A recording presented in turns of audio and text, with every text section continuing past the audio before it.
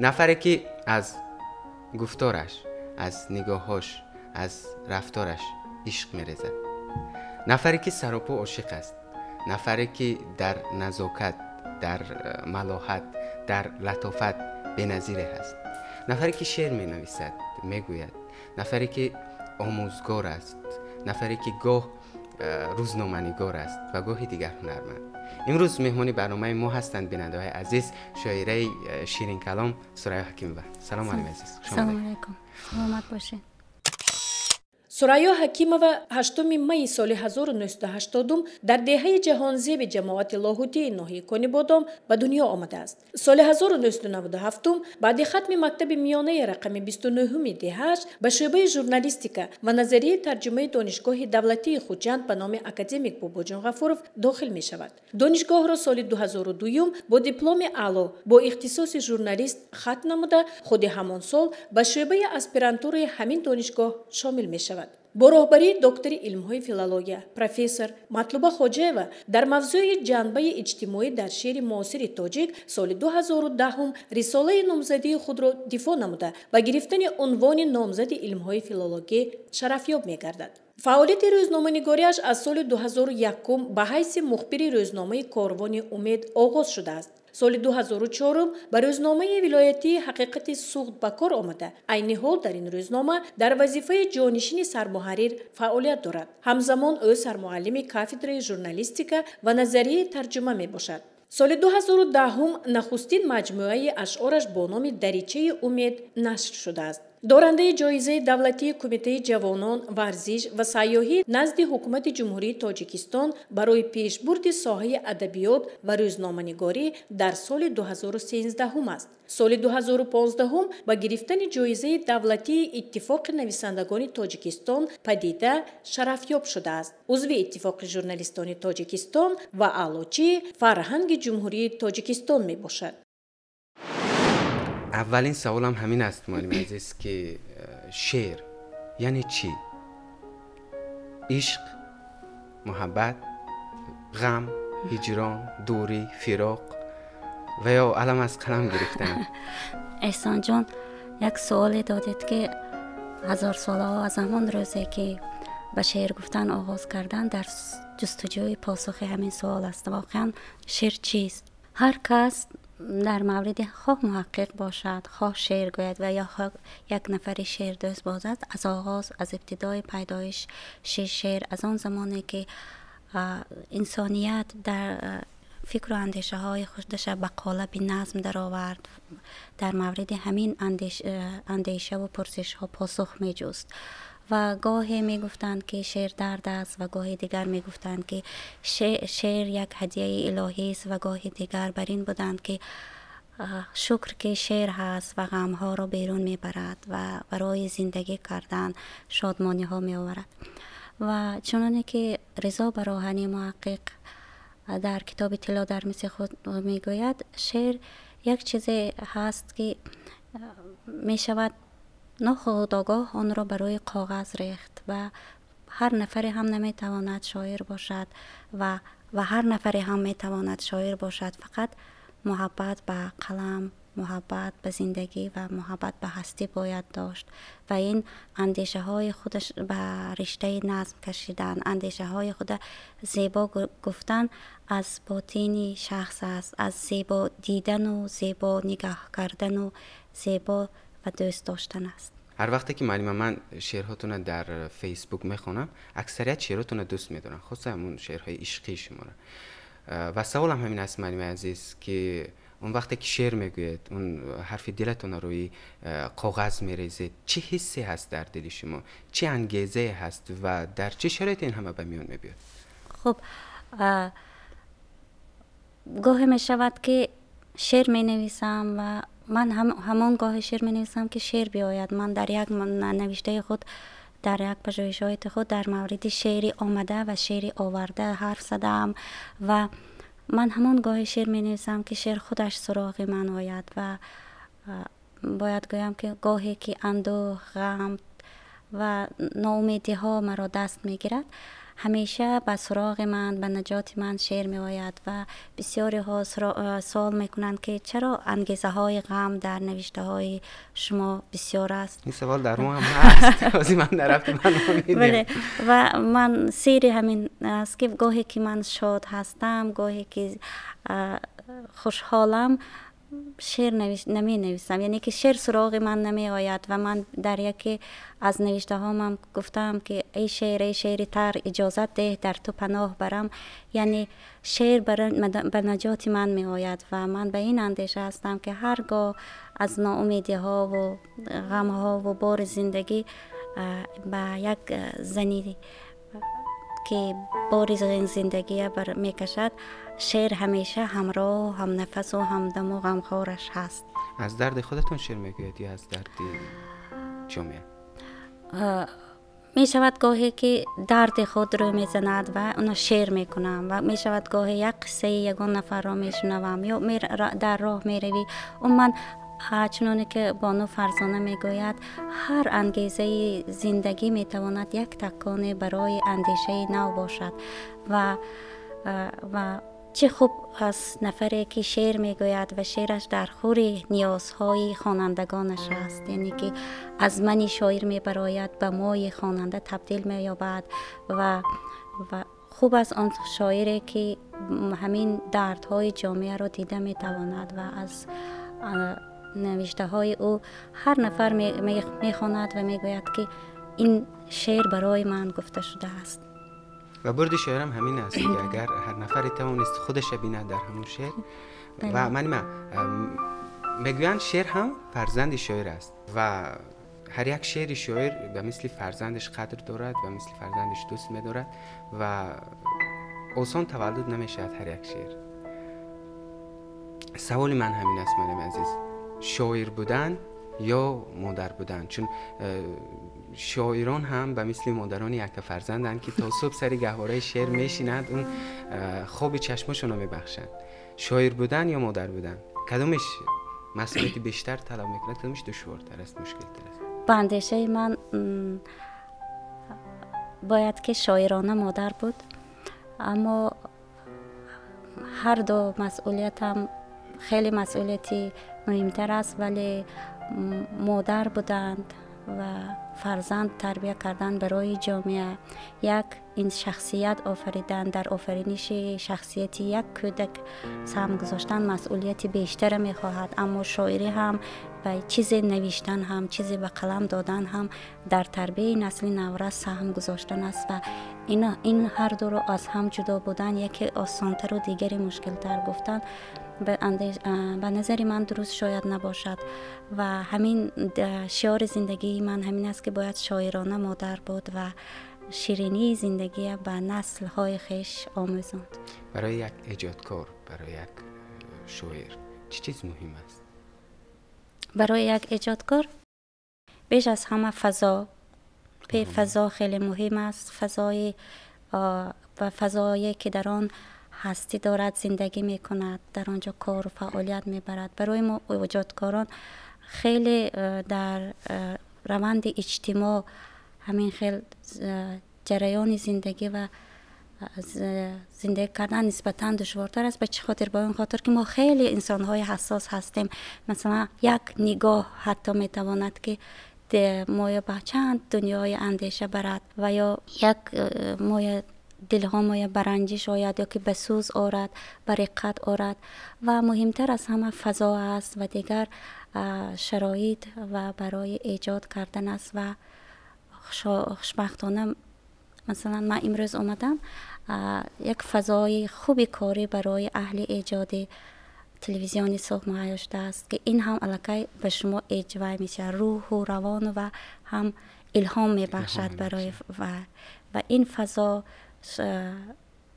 الکی 10 سال قبل امروز فضا خیلی دیگرگون شده است. فضا ایجادکار پرور شده است که من از این خیلی بالید خاطر هستم و سرفرازم هستم. تشکر زیاد معلم عزیز. محور زندگی برای ایجادکاران خاص شاعران عشق است. بله. میخوام این لحظه نگاهتون ندونم، عشق چیست؟ معنی عشق چی است؟ عشق هم در قطار آن چیزی که از در مورد شعر گفتم پاسخ گفتن به این سوال هم خیلی وزنین است، برای اینکه هر کس نسبت عشق یک نگاه خود دارد. مثلا به یک نفری هنرمند، مثلا گریم یک نفری هنرمندی که همین پیاله و چاینک می سازد، عشق همین پیاله است. به یک نفری که شعر می نویسد و کتاب می خواند، عشق کتاب و شعر است. به یک نفری مثلا گریم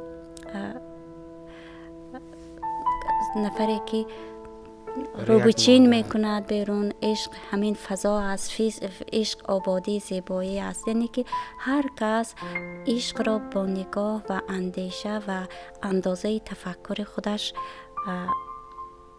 بها میدهد. اما در واقع نظری من این است که عشق این سراپای زندگی خودش عشق است.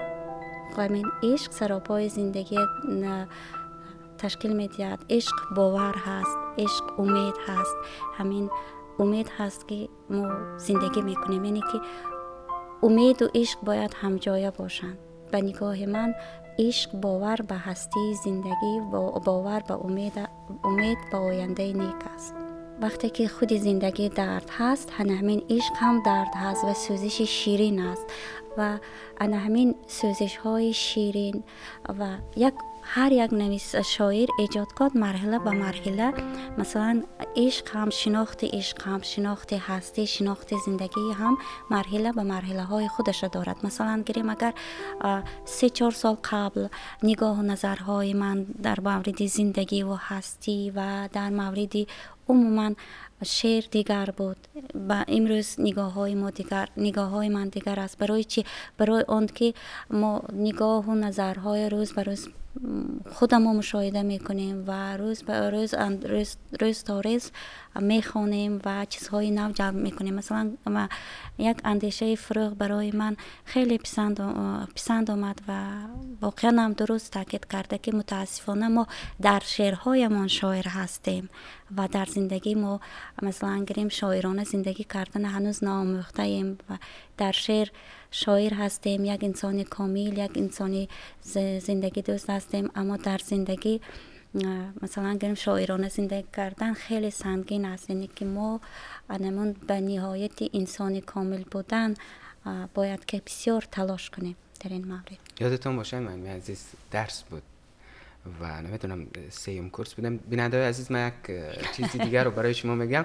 در ضمن اون که معلمه روزنامه‌نگار هستند، شاعره هستند و همچنین در دانشگاه درس میدهند، برای ما هم درس میدهند و هنوز هم درس میدهند. در ماجستراتورا برای ما درس میدهند و معلمه درس بود، نمیدونم 3م کورس بودیم یا 4م کورس بودیم، شما یک شعرتون خواندید برای ما و من سوال دادم که قهرمان شعرتون کیست؟ یادتونه؟ بله. و حالا من سوالم دیگر میکنم، تاثیرگذارترین شخص در زندگیتون کی است؟ تاثیرگذارترین شخص پدرم هستند. به زندگی من تاثیر بسیار گذاشتند و برای اون که یک دختره که دیهاتی بیاید شهر خواند، مثلا گریم خیلی وزنین بود که یک دختر باور کنن و شهر فرستانند و امروز من تا به این اندازه رسیدم از باورهای پدرم بود که هم به خودم و هم به استعدادم باور کردن و من از دیه به شهر فرستادم. و تاثیرگذارترین نفر بر زندگی من که من به دنیای شعر، به دنیای هنر، به دنیای امروز من از زندگی هستی دارم، استاد مطلوب خواجه هستند که نقشی به نهایت بارز دارند در زندگی من. گوهر جنبان تقدیر من هستند، اون کس در هر جهت و در عالم علم، در عالم آموزگاری، در بخش روزنامه نگاری، تحقیق کاری و من از این شخص خیلی منتدار هستم. و شعرهای اون هم شما برای بینندگان گفتید که قهرمانی اون شعر در جواب چی بود؟ خیلی پس خودتون بیاد. واقعا من همونجا سوال داده بودید که قهرمانی شعرتان کیست؟ من شوخی کنم گفته بودم قهرمانی شعر من شما، یعنی به این اندازه که به این معنی که هر نفری که میخواهد همون شعر خواند و دردهای خودش در همون میبیند، قهرمان همون نفر هست. اما باید هر کس ایدئالی خودش دارد، شاهزاده آرزوهای خودش دارد و من سپاسمند از زندگی هستم که همین شاهزاده آرزوهای من در آرزوها نماند و به زندگی برایم تقدیم کرده است و برای پدر فرزندم بسیار گفتم و برای دوستان، من برای هر کسی که عاشق است. و واقعا نمیدونم کدام لحظه من شعر میگم، هرگاه که شعر میگم بعدا میگویم که من دیگر شعر گفتن نمیتوانم، چون که همین الهام و همین نوشتن از من میرود و گاهی که می نویسم باز حیران میشم.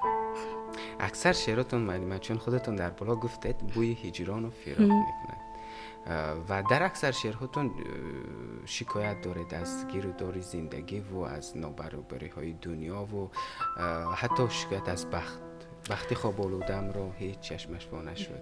چرا؟ برای اون که من هم در سیمای مثلا گریم نصف تاجیکستان زنهای مهاجر هستند، زنهایی که شوهراشان در مهاجرت مهنتی قرار دارند و آنها مثلا من بسیار دوست ها دوگانه ها همشهر ویای میشناسم که شوهراشان 6 ماه 7 ماه بعد می بیایند. یعنی که جوانی های ما در هجران گذشته ایستاده است و این یک مرحله هست و اون شعرهایی که شما هم گفتید ان همه مرحله هایی بود که ما تنها زندگی می کردیم و عائله های ما در مهاجرت مهنتی قرار داشتند و حاصل ان همین درد و داغ‌ها و جدایی ها است. مثلا گریم خواهرم می دیدم، دوگانه ها می دیدم صحبتاشونه، بعضا حتی دخترهای و زنهایی رو می دیدم که 2 سال 3 سال مثلا گریم از همسرای عزیزشان جدا بودن و گریه های اونها می و این تاثیر می گذارد و در یک شعر من گفتم ندیدی بار اندوهی شانه های زن که او تلقان می کند با سری بالا. یعنی که همین کوه اندوه غمی زنهای ما، زنهایی که مثلا گریم شوهراشان در مهاجرت مهنتی است، این یک کوهی هجران تلقان میکنند با سری بالا و وفادار انتظار هستند. به نظر شما معلمه تقدیر یا تدبیر؟ تقدیر را باید تدبیر کرد. و تقدیر اگر ما خودش یک ضرب المثل هم داریم که تقدیر را تقدیر جنبان باید و به امید نباید شد و بت را محکم داشت و این گونه ضرب المثل و مقال ها از گذشتگان ما بیهوده نآمدند. اونها از تجربه های زندگیشان برای ما گفتند و مثلا تقدیر بوده است، تقدیر چنین بوده است، گفتن نشستن هم مثلا گریم چندان درست نیست. و من یک قصه میکنم که یک نفر همین خیلی خوانده بودم که یک نفر به خداوند میگوید که اگر همه چیز از تقدیر باشد و همه چیز به خواست تو باشد، پس چرا به ما آرزو کردن رو وای کرده ای، موجب کرده ای؟ که چرا ما آرزو میکنیم؟ چرا اگر از تقدیرهای تو باشد، همچی سخن از تو باشد، برای چی ما آرزو میکنیم؟ و خداوند میگوید که شاید من گویم که به آرزوهایش برسان.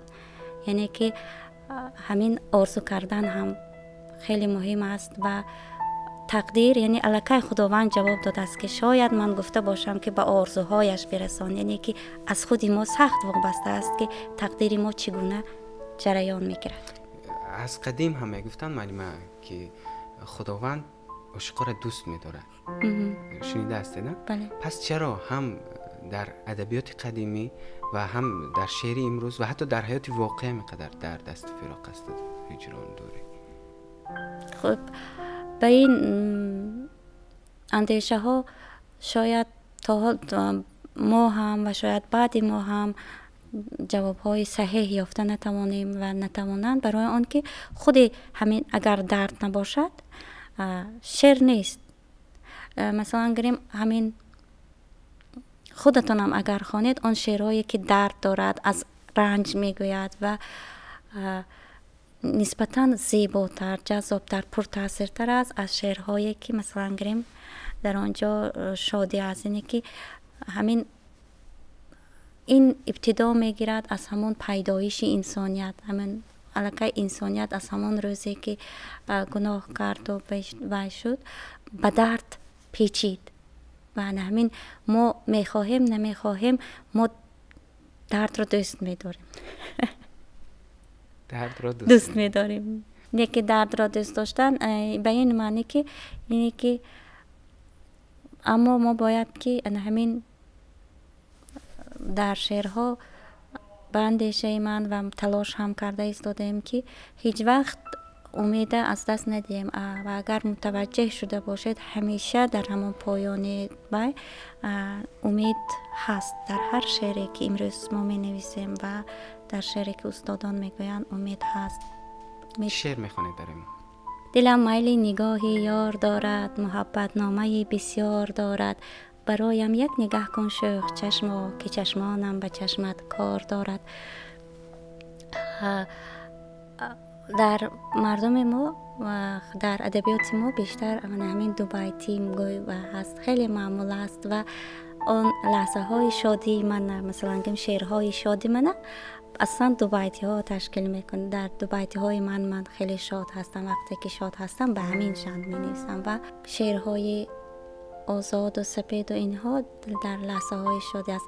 اون شما گفتید که من از دریچه امید خواندم و اون وقت ها یک مرحله خیلی دشوار زندگی من بود و اون چند ساله ها پیش اون دریچه امید سال 2010 سازمان یافته بود و من فکر میکنم که اگر همین شعر گفتن هم نمی بود و اگر دریچه امید هم نمی بود، انا نگاه کنید که دریچه امید یعنی همون جانده من از امید در کنار نیستم. سوال هم داده بودم برای چی در نیو دریچه؟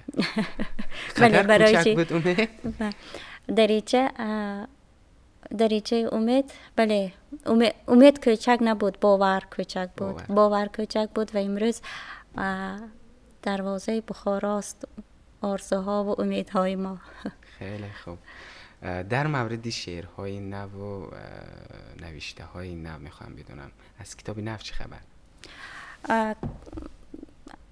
سال 2010 هم با دستگیری اتفاق نویسنده های ولایت سوخت و استاد احمد جان رحمتزاد وقتی که در انجمن ادیبان اشتراک کرده بودیم مجموعه اولین هم دریچه امید نشر شده بود و پس از آن حالا در مجموعه نو هم آماده است اما حالا نشر نشده است و امیدوارم که همین در سال 2019 هم یک مجموعه دیگر هم که مجموعه شامل شعرهای چند سال آخرم است به نشر رسانم و همین سال در سال 2018 محصول کارایی در سمت علم انجام دادم در زیر عنوان شعر، هنر و اجتماع. بله مجموعه مقاله ها انتشار کردم با دستگیری مطلوب خواجه و استاد سبحانی اعظمزاد که من از ایشان خیلی منتدار هستم که این دو نفر در بنیاد و تولید این کتاب سهم گرفتن. بیا درباره این کتاب کمتر حرف میزنیم عزیز. در اینجا پژوهشات من در مورد با راهبری استاد خواجه و مطلوبه در مورد جنبه اجتماعی شعر معاصر کار علمی انجام داده بودم و حاصل همون برداشت ها و جستجوی ها در مورد اجتماعیات در شعر و ورود آن و روند ورود شوی آن در شعر یک تحقیقات علمی انجام دادیم و سلسله مجموعه مقاله هایی که در مورد شناخت شعر معاصر انجام دادم یک جا گرد آوردم. یعنی که من کوشش میکنم و محبتی که به شعر دارم پیوند خورد به کار علمی من و من شعر را اکنون همون سوال هایی که هست در جستجوی آنم که واقعا شعر چیست و شاعر چی میخواهد و چه رسالتی را امروز باید شعر انجام دهد. تشکر زیاد معلم عزیز. اگر اشتباه نکنم ساوندترک فیلم 12 سال انتظاری یعنی شعرش رو شما نوشته. خب همکاری با سوخت سینما و اشتراک شما در فیلم تنگنا به چه خاطر بود؟ واقعا همکاری ما با شرکت سوخت سینما قبل از آن که حالا این شرکت تهیه شده و سازمان یافته بود آغاز شده بود از فیلم پیمان در اونجا چخونه که آگه فرزندی من محمد شریف نقش می آفرد و رفتوهای من به صفتی یک والدین یک نفر هنرمنده که در همانجا فعالیت دارد جریان گرفته بود. بعد از اونه که آنها 12 سال انتظاری می کردن به نوار گرفتند، بعد خواهش کردند که به همین از آن سبب که از زن هستیم و من دلنازه خان کریمه و تخمین 3 نفر رژیسور گفتن که 3 نفر زن شما همین دردها و رنجهای زنهای جامعه ما میتوانید انعکاس کنید و هیچ کس بهتر از شما اون چیزی که همین میداند و سر گذرانده است نمیتواند که یک چیز خوب بگوید و خواهش کردن که اگر توانیم همین یک شعر نویسیم و واقعا وقتی که فیلم تماشا نکردیم سیناریش خواندیم و لحظه هاش وقتی نمایش گرفتم و دیدیم همونجا به خود از شعر ایجاد شده بود که باید این شعر به مردم به زنها قوت دهد، امید دهد و به باور به فردا، باور به آن که اونها میتوانند و زن بودن این شرف است. دل زن را شکستن میتوان اما غرورش زیر پا کردن نمیتونی و فخری من همین زن بودنم باشد تو بالاتر از این شایستگی دانی نمیگویم که آسان است تنهایی نمیگویم گریستن را نمیدانم میانی ازدهامی غصه حالکی علیه درد عشقت مرد میمانم بیرفتی و گمان کردی که میمیرم بزیری غصه بارانی غمی هجران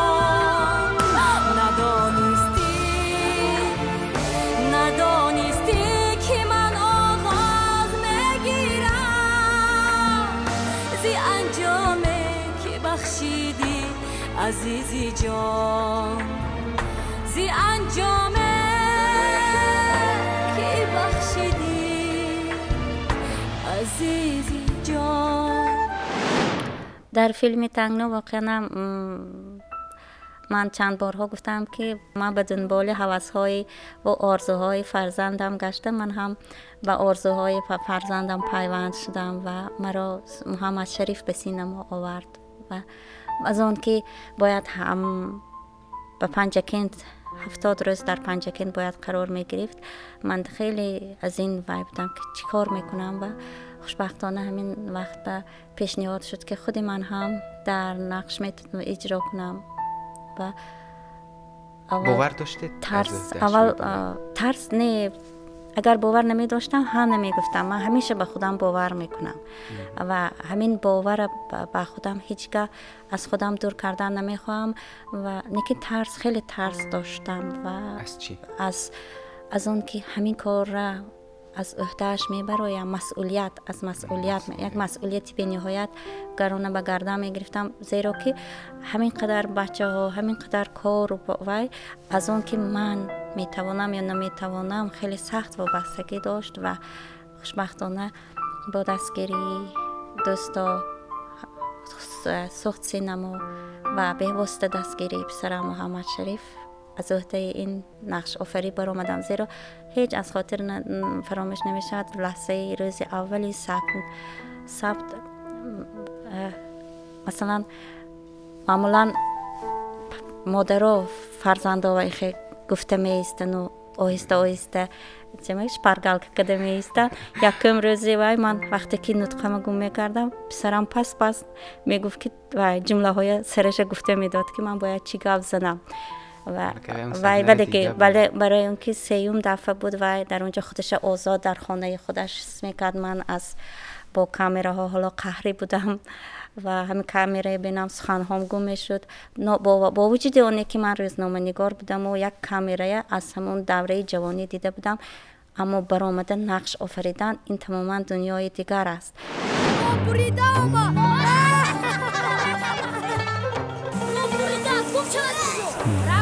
حالا برای ما مهمتر اون است که مردم حرامم نخواند از دست من چیزی بگیره. خب صحنه فیلم سازی همین گونه است، گاه فریاد میزنن، گاه همین وقتی که یا اینکه محمد شریف عذاب‌های محمد شریف میدیدید فرزندتونه یا نمیدونم فریادهایی که جانبش میزد، چگونه قبول میکنه؟ البته وقتی که این اینستینکتی مادری است، یعنی که وای هست که مثلا این فرزندت یک کس که بسیار کار فرمود یا که زحمت های فرزندت ببینی ناراحت میشوی. من کوشش میکردم که این زمانی که من ناراحت میشوم از همونجا دور شوم، برای آنکه میدونستم که این به منفیتی محمد شریف از هر کس مثلا میگیریم، این از او سختگیری کردن به چه خاطر؟ با اون خاطر که به مسئولیتش حس کند و کودکی نکند. مثلا بسیار موردهایی میشد که سحر میخست و بعد از آن که بسیار روز به نهایت 70 روز هر روز کار میکرد، توی کردن نمیخواست، بعضا نقش آفریدن نمیخواست، خواب کردن میخواست، اما سختگیری های مثلا ما بود که ما میگفتیم خیز باید که خیزی ساعت 5 صبح و انا این حالت ها من خیلی خودم بد میدیدم، اما طاقت میکردم که باید که میشود. احساسی مادری من نمیگذارد که آرامه و من باور نمیکنم که شما آرام باشید در حالی که مثلا خب ما یک برنامه ثبت میکنیم، اگر یک دقیقه دیر کردیم خب این به منفعت ما است که کارگردان فریاد میزند و میگوید که چرا دیر کردی و همین گونه وای وظیفه دار است. و من همین چیز پرسیدم از شما که چگونه جواب میداده؟ نه، من عادت کوشش میکردم که همین لحظه ها دور باشم، نه که یک لحظه همین بقالش که از شما گفتید، من گفتم که شما در خاطر دارید می که همین کودک 8 ساله است 9 ساله است، گفته داد زده بودم. بود لحظه هایی که مثلا لحظه های خطرناک بود و یا حاضر که گفتید زیر شرشره رفتن و فریاد زدن و به داخل آب سرد در اومدن، ثریا حکیمووا چگونه اجازه میداد؟ اگه سرد کشیدی؟ برای من بسیار دشوار بود وقتی که ارمان با روزیه با مادرش خرید سپایه را درست کردنی میشوند، توبت کردنی میشوند در بالای کوه. از روی سناریو باید ارمان رو خر زیر میکرد، یعنی در زیر خر میموند ارمان و ما نتوانستیم اینو ساخته و ما مجبور بودیم که یک وضعیت سازیم که ارمان در زیر خر ماند و حقیقتا هم میخیل شد. وقتی که در زیر خر ماند فریاد زد، اما مهمترین چیز تکستش رو ادامه داد، نایستاد. یک لحظه مادری ارمان روزیه ثریا شد، ولی زود راضیه شد برای آنکه دید که ارمان محمد شریف نشد. ولی کارگردان یک داد زد که ادامه میدیم، یعنی کادر بود که و دوم دوبل کردن امکان نداشت، بسیار صحنه وزنین بود و ادامه دادیم استاپ شد. وقتی که استاپ شد اینقدر گریه کرد محمد شریف، ولی من گفتم که گریه نکن، ادامه بده. و بچه های ما همزمان بغیر از کادر اساسی یک کادر میگرفتن درباره فیلم و محمد شریف گفت نگیر و چنان گفت که وقت اپراتور ما نواربردار ما کامera کشید. من گفتم گرفتن گیر و وقتی که این خیلی کانفلیکت شدیم من بسیار میخواستم که در محمد شریف ایستادگری، خونسردی و سر نفرآوردن به چیز شکسته نشدن تربیت کنم همزمان و این کار رو میکردم. یکی در همین صحنه ثریا حکیمووا کفیدم عاقبت. چقدر ممکن است این کار کردن؟ بس کودک چند روز باز استراحت نکرد در زیر خر ماند و کارگردان خاموش شد.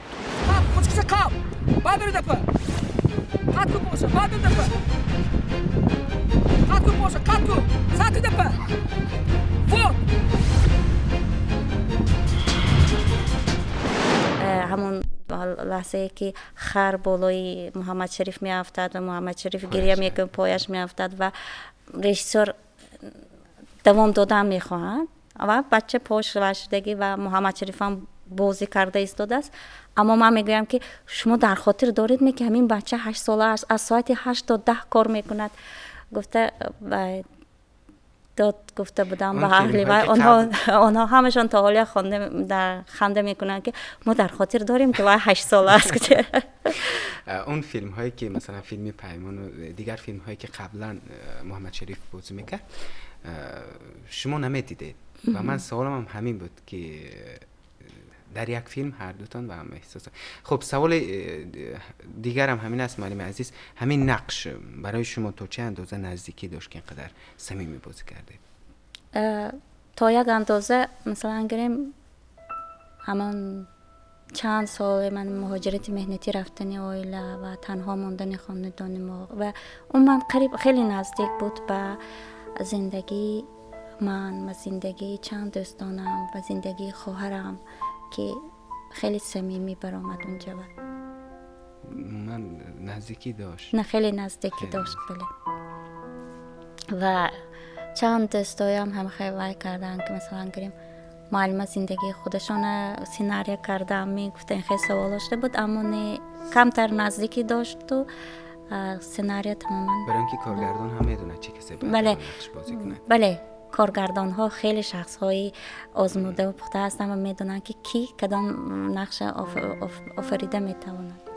این لحظه میخوام از فعالیت آموزگاریتون کمی حرف زنید. امروز خوب شاگردان تا کدام اندازه دانش پسند و مشکل ناپسندند و در این جاده یعنی در جاده شعر و سخن تا کدام اندازه دلی سخن پذیر و سخن دل پذیر دارن؟ شاگردای ما از جمله گروه های شاگردای خیلی گپترا هستند. مثلا در فاکولته فیلولوژی و بخش روزنامه‌نگاری درس میدیم. دانشجو از اینجا که بیشتری وقت هنرمندا 60 نفرای ایجادکار میآیند، کار با این شاگردان نسبت دیگر فاکولته های دانشگاه آسانتر. به چه خاطر؟ خوشبختی ما هم در این است که ما با شخصیت های ایجادکار سر و کار داریم، یعنی که اینها حساس دارن، حساسیت بالا دارن و سخندان هستن. الکی یعنی گلچینی ایجادکارای ولایت میبیایند در رشته سخنشناسی در بخش ژورنالیستیکا می آموزند و الکی ما با جوانان هوشیار و دانا و سخندان سر و کار میگیریم. از این هم باعث و ما هست، موفقیت ما هم هست و به آمدی کاری ما هم هست که چنین شاگردای هنرمند میبیایند. اما در رشته ژورنالیستیکا تحصیل کردن مسئولیت خیلی زیاد طلب میکند، برای آن که ایجادکاری زیاد و استعدادهای فوق‌العاده باید باشد. برای اینکه در جامعه‌ای که امروز رو به تمدن معاصر نهاده است و ترقیات تکنیک و تکنولوژی است، ژورنالیست شدن و موقع جامعه و در جامعه موقع یافتن و محبت مردم پیدا کردن خیلی سخت دشوار شده است. برای آن که تصور کنید که حاضر هر کس به نظر خودش ژورنالیست است. بله در زمانی که مثلا گریم ژورنالیستیکا موبیلی هم الکی جریان دارد، مثلا هر یک شخص میتواند همان جریان های حادثه و رخ داده اولین پهن کننده خبر شود طریق به خودش، شبکه اجتماعی خودش، صحیفه هایی که در شبکه های اجتماعیش دارد و همین مسئولیت ما کوشش میکنیم که به شاگردا فهمانیم که گوش سخنشنوی اونها باز هم بیشتر به این مسئولیت میکشاییم و من یک چیز میخواستم و آن نفرهایی که میخواهند به فکولته بخش روزنامه نگاری بیایند یک بار دیگر پیش خودشان سوال گذارند که آیا واقعا هم میخواهند ژورنالیست باشند، روزنامه نگار باشند و اگر واقعا هم ژورنالیست شوند آیا آنها میتوانند از عهده‌اش میبرایند؟ یعنی که انهمین حتما جسارتی در خود جسارت باید داشتن در برابر آنه که ژورنالیستیک یک هنر، استعداد و مهارت میخواهد، یک بار دیگر جسارت هم میخواهد، جسارت سخن گفتن، جسارت خود معرفی کردن. کمبودی اکثر جوانهای ما هم در این هست که همین جسارتی معرفی کردن خودشون ندارن. ما چقدر استعدادها همه خیلی خاموش، ناعیان، ناشناخته باز موندند و باز میمونند و من خیلی آرزو میکردم که جوانای ما همین جسارت در خودشان تربیت کنند و در برابر خودشان بزرگ کنند جسارتاشون. بیننده های عزیز، من بار دیگر یادآور میشم هم صحبتی ما هستند شاعره شیرین کلام ثریا حکیموه. خب معلم عزیز، بار دیگر خوش آمدید و در انتهای صحبت چی میخواهید بگید برای بیننده های عزیزی ما؟ برای بیننده های عزیز سعادت روزگار را میخواهم و برای جوانان جسارت و توفیق و رسیدن به آرزوهایشان را میخواهم و میخواهم که تا صدای زنگوله گهواره طفلان هست، امید زندگی هست و میخواهم که همین تنین خنده های کودکان، تنین خنده های دلبران و تنین خنده های عاشقان در فضای کشور ما جاودان باشد و سرسبزی و سعادت روزگار هر یک خاندان آرزوی همیشگی ماست. تشکر زیاد، بار دیگر خوش آمدید. سلامت باشید. بیننده های عزیز، واقعا زندگی یک شعر است که هر روز یک مصرعی در حیات ما ایجاد می شود. زندگی یک غزلی هست، یک غزلی زیبا است. زندگی یک قصه است که قهرمان اساسیش خود ما انسان ها هستیم. زندگی همین یک کتاب است که هر روز یک صفحه در حیات ما باز می شود و هزار یک تشبیه دیگر. بیننده های عزیز، این بود صحبتی ما با یک نفر شاعر شیرین کلام، استاد دانشگاه دولتی خوجند، همچنین روزنامه نگار و همچنین هنرمند معلمه ثریا حکیموه. در انتهای برنامه تمنای آن را میکنم که در زندگی شما، در کتاب زندگی شما همیشه قصه های عشق و امید همیشه باشد و هر صحیفه که در حیات شما باز می شود خنده را برای شما هدیه آورد و شما را به شهری دوستداری و محبت برد. اینجاست فرجام برنامه. تا دیدار نوبتی. خیر.